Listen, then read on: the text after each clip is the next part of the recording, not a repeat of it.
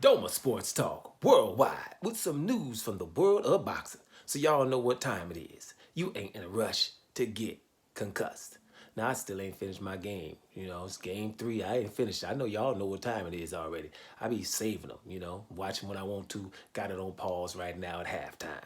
So I'm going to finish it in a minute. But I just want to say this. This is very interesting things going on with the biggest fight in the last decade or whatever we're going to call it. But we know it's a huge fight. And that'll be Errol the Truth Spence versus Terrence Crawford. And, hey, I told y'all last week, let everything begin. We on sides and we think somebody going to win and the other one going to win and or whatever. Whatever side you on, whatever. But you know damn well whoever side you on is an awesome fighter. And then the dude he's fighting is an awesome fighter. Right? We all know that. So everything is cool. We hearing a lot of little good stuff.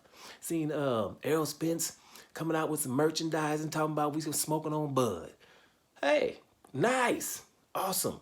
Bud Crawford's thing about a week and a half or 2 weeks ago was awesome too when he came out with that I'm a nerd. I'm supposed to know what this is. The thing with the 3 forks on it, right? That like Aquaman got Trident, I think we called it.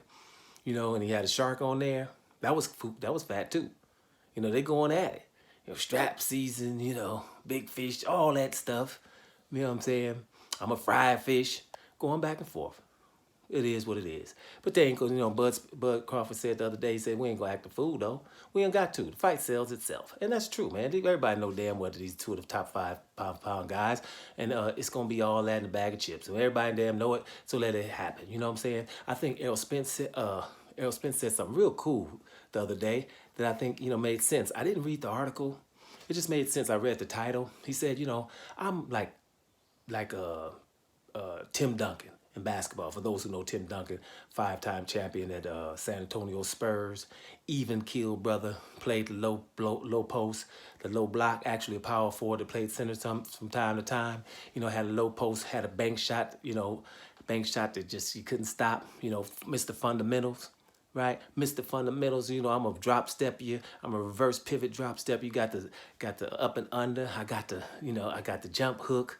I've got the reverse pivot, and I'm just gonna shoot this bank shot on you. That dude, right, Tim Duncan, couldn't do nothing about him, and I'm gonna stay even keel. Well, that's Mr. Fundamental. That's Errol Spence. He knows it. I'm fundamental, and I'm even keel. What I call Errol Spence for y'all who think I'm a Bud buddy? I call Errol Spence Van Helsing, for those who know who that is. Van Helsing be chasing monsters, and his heartbeat don't change, right? No matter what he's up to. It could be a vampire, it could be whatever, the dude who changes, Mr. Hyde. Hey, my heart ain't changing, because I ain't scared up in here. That's Errol Spence for you. You know what I'm saying? So, look at it. That's a good analogy, him and Tim Duncan. And then he called Terrence Crawford Kevin Garnett. Now, I didn't read the article. Damn it, if you know Kevin Garnett, the only thing that's different is Terrence Crawford don't talk much either. Now, Kevin Garnett gonna talk you to death. He gonna back it up. He gonna talk you to death. He gonna try to punk you out.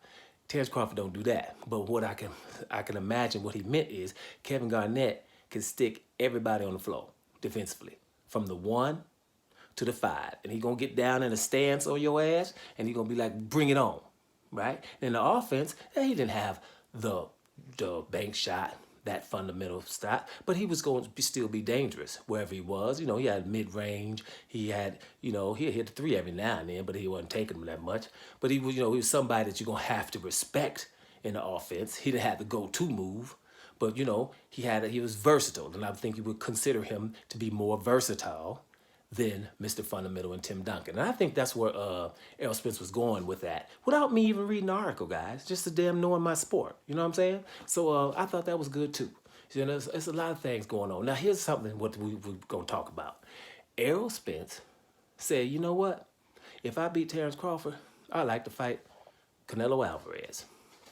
Now, for me, that makes sense. Now listen up, y'all. Now we know if Terrence Crawford win, he's gonna be a two division undisputed, and he's gonna want to go up to the 3rd division and challenge Jamel Charlo and or Tim Chu for 3 division undisputed. Super duper legacy.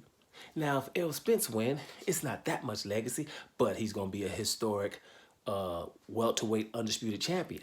He ain't gonna go fight his boy in Jamel Charlo, but a Canelo Alvarez at that point Follow me now. Now fast forward and use your empathy. You're not you. You're Errol Spence now. You just beat Terrence Crawford, and you know what people didn't think you was gonna do. You ain't gonna go fight your boy, but Canelo Alvarez is out there.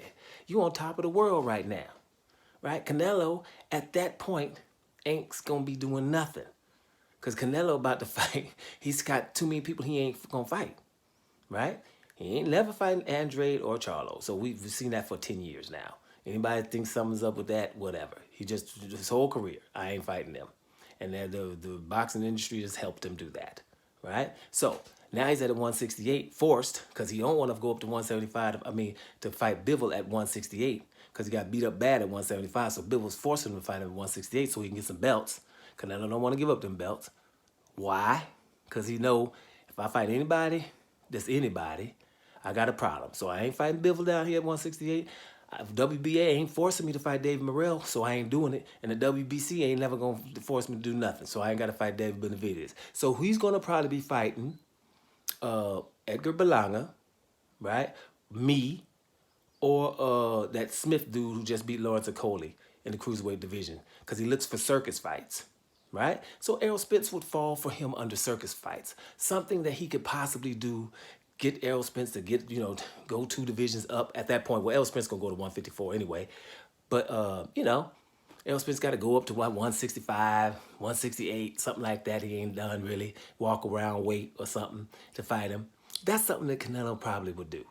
And then, at that point, Errol Spence would get props for beating Canelo then. You know what I'm saying? And that would be something for Errol Spence to do at that point.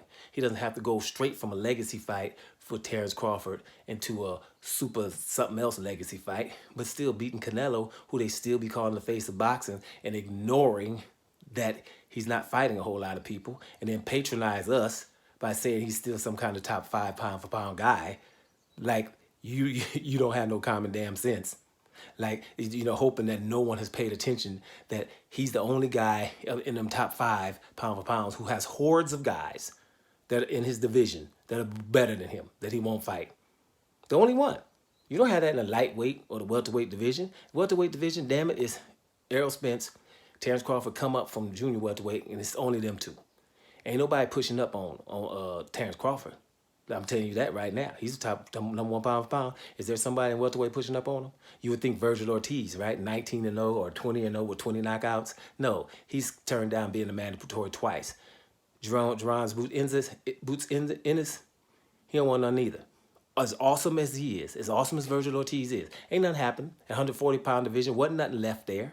He ain't got no Demetrius Andrades and no Charlos who've been following him around his whole career, begging to fight him.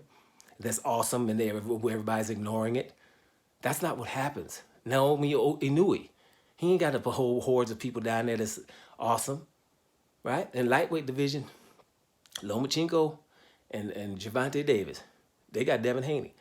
They supposed to be pound for pound, face of boxing, and they got somebody in their division who's undisputed. So that means the titles, you ain't got no titles if somebody's in your division undisputed, actually. But that's how boxing goes with some of them. So at that point, back to Errol Spence.